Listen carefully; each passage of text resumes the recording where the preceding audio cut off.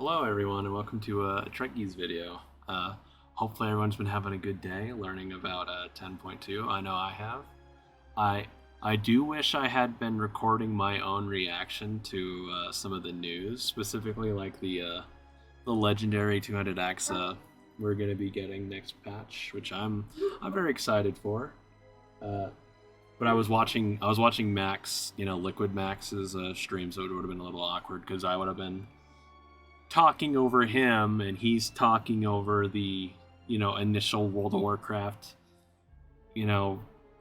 release video anyway, so it would have just been a bit of a mess to record that. But I had a good reaction. I'm excited for the axe. Hopefully it isn't weekly disappointment simulator like the Evoker Legendary has been, but we can only hope it'll be better. Another big thing for me regarding today's news is that we of course got our Season 3 dungeon pool, and I had mentioned at the end of my last Vault video how I had wanted to revisit my dungeon pool because I had some regrets, and I was kind of messy with how I presented my cases on like some of the dungeons. I'm still relatively proud of the video. Like it was my first real video I've made, so I'm not too upset about how it came out at times. Lots of learning to do. Even now, I'm still only about two months of doing this YouTube stuff. About the same amount of time for streaming. So still lots to learn, lots to improve at. Yeah, coming back to, of course, what's on the screen is here is the Season 3 Mythic Plus pool. Now, I won't lie in saying that I already have recorded a longer version of this video where I have full thoughts on like the bosses. Well, it's mostly full thoughts on the bosses. The part of the problem is like Blackroot Cold, Everbloom, Darkheart Thicket, Throne of the Tides. I haven't done these dungeons a ton, and Dawn of the Infinite as well. I've only ran Dawn of the Infinite maybe 10 times or something, like probably less than that. So I'm not super familiar with those dungeons, right? So I sat and I walked through like the adventure guide. I looked at the bosses. I read their abilities. It ended up being quite the long video, and I wanted to get something out today. So I'm here recording this. It's going to be like the short and sweet. Don't watch the long version, I guess, unless you want to burn an hour and a half of your time, however long it's going to end up being. I recorded for over an hour and 40 minutes. It's going to probably get edited down to, I'll bet, an hour 30, hour 20 minutes or so. But yeah, I definitely just wanted to get some quick thoughts out today. Overall, like, we all knew Dawn of the Infinite was going to be in the Season 3 pool. I'm very happy to have been right on Waycrest Manor, because Waycrest Manor is a fucking banger, and I don't think anyone is going to be upset with seeing that dungeon come back. The only thing about it is, of course, the doors. All the doors in the dungeon need to be open at all times, so you can just, whatever route you want to run, that you can just go for it, right? Like if they do that with Waycrest Manor, it's a fucking solid 10 out of 10, 11 out of 10 dungeon. Like every day, all day, I'll be running Waycrest Manors, getting my weeklies done on all my characters. Regarding a lot of the other dungeons, though, it's sort of a mixed bag. Like I'm not too worried about Darkheart Thicket, Atal Dazar, Everbloom, Blackroot Cold, of course. I think they're all going to be fine at the end of the day. Of course, the big question mark is Throne of the Tides. It's kind of... I had a pretty troll list before, right? I have, Cathedral, Skolo, Shadowfang Keep, King's Rest, and Halls of Stone on my old list as like, the other picks. And even I wouldn't have picked Throne of the Tides because that is like too troll. Now, I'm not saying that my dungeon picks were just like infinitely better. Some of them were really troll picks, like Halls of Stone, which I deleted its little image here. Like Halls of Stone is the only regret I have on my initial list. I'll throw a little thing up for linking back to it. But I still think like the other dungeons were solid. Quick thing I wanted to do today, just to get something out about Season 3. Sorry about my dog barking in the background. He's kind of disrupting my thought. He's just barking to be loud. I'm half alone in the house right now, so I kind of just wanted to get something out quick for today, talking about the dungeons. I wanted to remake my dungeon thing. It's definitely too late now because we now have the actual list. I'm not too upset about being wrong, but it could have also been worse. I think that's like the big thing to take away. I think the only real stinker on the list is, of course, Throne of the Tides. Every other one is probably going to be fine. I don't have great insight into Blacker Cold or Dark Arc Thicket or Everbloom. I think they're going to be fine. Throne of the Tides, it probably needs to get some changes to be playable. Now, we also did get some, like, it's a good thing I kind of waited a little on, like, re-recording this or, whatever. I actually do have, like, a list of, like, the timers going down my list, left to right. 39 minutes long dungeon. 39 minutes. Another long one. Tal Dazar, it's a little out of order, I guess. Waycrest Manor is 39 minutes. Blacker Cold is 39 minutes. Actually, I guess I have all the ones on the top are all 39 minutes long. Tal Dazar is 30 minutes. Dark Heart Thicket, 30 minutes. Throne of the Tides, 30 minutes. And Everbloom is going to be 35 minutes. So, kind of some longer dungeons than normal. I'm happy for the most part with these dungeons. Just, like, the things that definitely need to get changed, I think, is, like, big look at Throne of the Tides. If Blizzard wants to bring it back, I think they need to step up on updating the dungeon, because I didn't mind Temple of the Jade Serpent personally in Season 1. I think it was, like, the first boss was, like, a massive improvement to the old boss's design. But, like, that place is still a little dated in, like, some of its, like, boss and trash design. It's much better than its old version, but it could have been much better. And I think Vortex Pinnacle was honestly just a fucking joke in the worst way possible. That dungeon has, in my opinion, it was unplayable for like 2 full months. Like if these dungeons have issues, Blizzard needs to be much snappier with, like, fixing them. Right?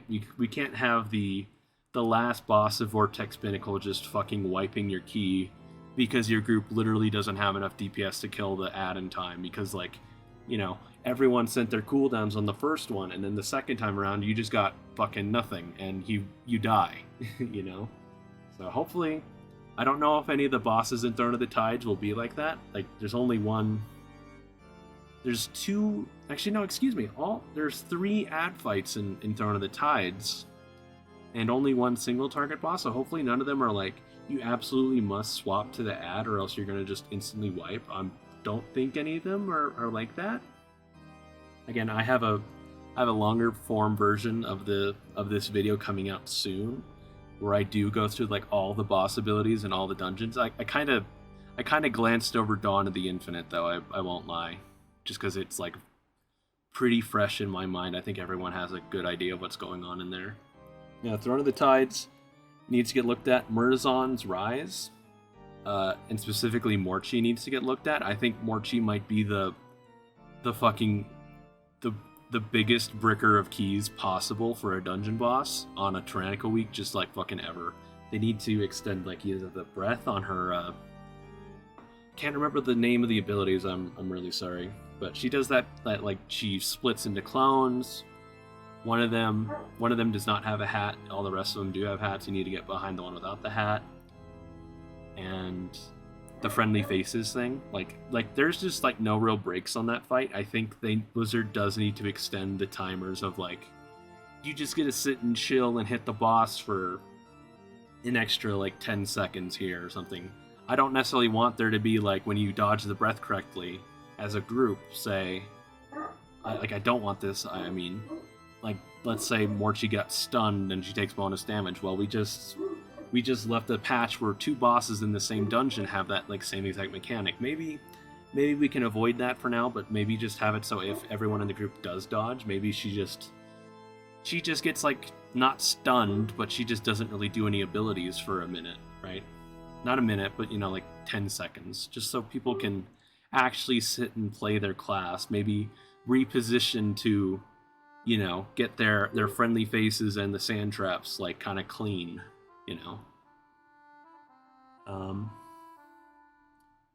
Another thing I did in my longer form version is I did sort of I did rank all the dungeons, all the videos. I ranked all the dungeons by like number, like 0 through 10.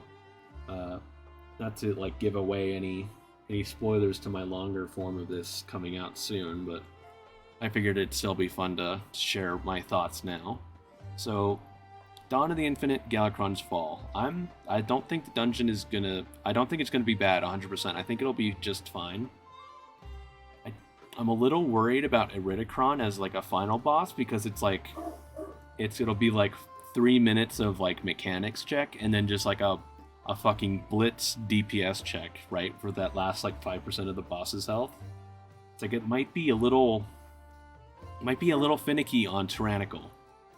I'm a touch worried about how tight the DPS check is going to be. So, but for now, I think it's still going to be fine. I gave it a 7.5 out of 10.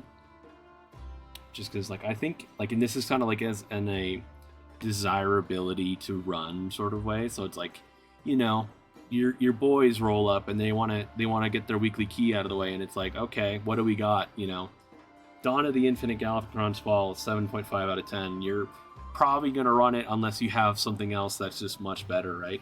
I think. Dawn of the Infinite, Murozond's Rise. I gave it a 4 out of 10 for now. I think if they significantly nerf Morchi, I think it'll be much better. I'd give it like a 7 out of 10 with a toned down Morchi. I think it'll be just fine. Just that boss needs some help. It's not going to be fun in a Mythic Plus 20 and you're like staring down an 8-minute timer left and you still have to kill half a boss, right? It's not going to be good. Waycrest Manor. I believe I mentioned it in my last God. Sorry, I'm distracted by my dogs. They're barking. Waycrest Manor, I think it's going to be... Okay. Waycrest Manor. When I made this dungeon pool video before, my old one, my list, I'm pretty sure I said at the time that Waycrest Manor was one of my all-time favorite dungeons, and I'm sticking with that. I gave Manor a 10 out of 10. It is my favorite dungeon of all time. This is going to be the key I'm personally going to be running every week, all day, every day, on all my alts, getting my shit done for the week. Unless it ends up getting horrendously tuned. Let's hope not. Blackrock Hold. I ended up, like, I don't have the greatest familiarity with Blackrock Hold, Everbloom, or Throne, so it's kind of like a little bit up in the air on like the actual desirability of the dungeons, but I gave Blackrock Hold a 6 out of 10. I don't think it's going to be too hard. Like, I never ran a key higher than... The highest key I ever ran back in Legion was an 18, and it was indeed a Blackrock Hold. The group needed a warrior rallying cry to live through the final...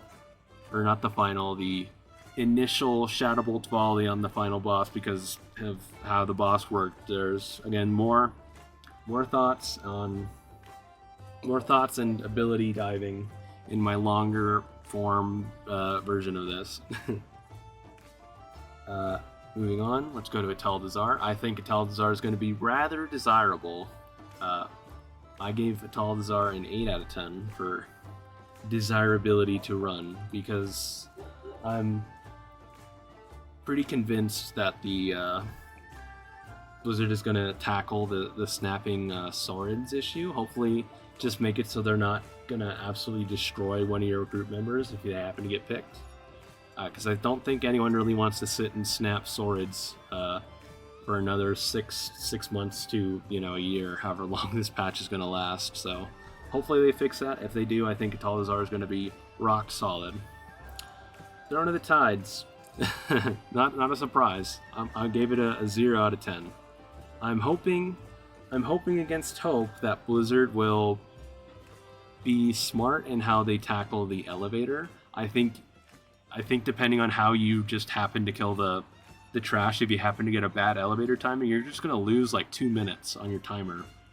So I'm hoping Blizzard is just going to put the little teleporter pads that are already present in the dungeon, just put one at the bottom of the elevator and one at the top. So as soon as you're done killing that little not mini boss lieutenant guy is that like right there before the elevator. As soon as you kill him, you just click the teleporter and you're up. Like that's, if they do that, maybe it'll be a 4 out of 10. Maybe the rest of the dungeon's gonna just end up being a joke. Maybe they'll nerf it into the ground and it'll be super easy to run. I don't know. I'm not too hopeful based on Vortex Pinnacle. Moving on, Darkheart Thicket. I think Darkheart Thicket's going to be another just fine dungeon. Like it's an old Legion Mythic Plus dungeon. It was one of the very first. I gave it an 8 out of 10 because when I looked through the boss abilities, nothing in there seemed horrendously bad. I mostly remember nasty trash and a certain tyrannical dragon. Some of the bosses are nasty on tyrannical, but that's kind of a given in every tyrannical dungeon Mythic Plus. So I don't know. I still think it's going to be fine. It'll be like an 8 out of 10 or 7. So, in Everbloom, this is probably the dungeon I'm the least familiar with, surprisingly, on this entire list, because I've only really ever ran Everbloom as time walking, where you kind of just blow everything up before anything is ever an issue, or mechanics are even needed. I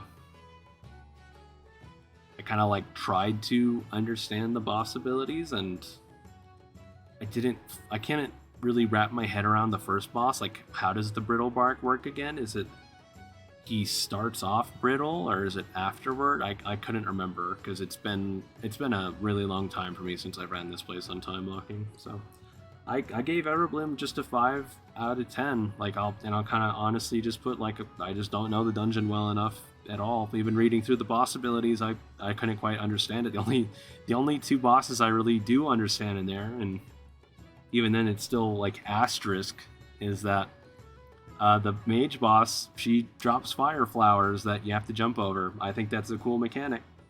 And the last boss drops flowers on the ground that you have to walk over to stop them from spawning into ads. Maybe not the most exciting mechanic, but it's a different mechanic. So I think that's kind of a nice plus the Everbloom's got going on. And that's kind of been my quick thoughts on the season 3 pool. I think it could have been worse. Again, I think if Throne of the Tides is the only real stinker on the list, then I think we're looking at a pretty good dungeon. I'm just hoping it won't be like season 2, where most every other dungeon boss has the same mechanic of quick swap to the ad, quick swap to the totem, quick swap to the stupid other something intermission, right? It's kind of gotten a little tiresome to have a bunch of the same things over and over. So hopefully that isn't too present in this pool. I'm cautiously optimistic, and I hope everyone else will be too.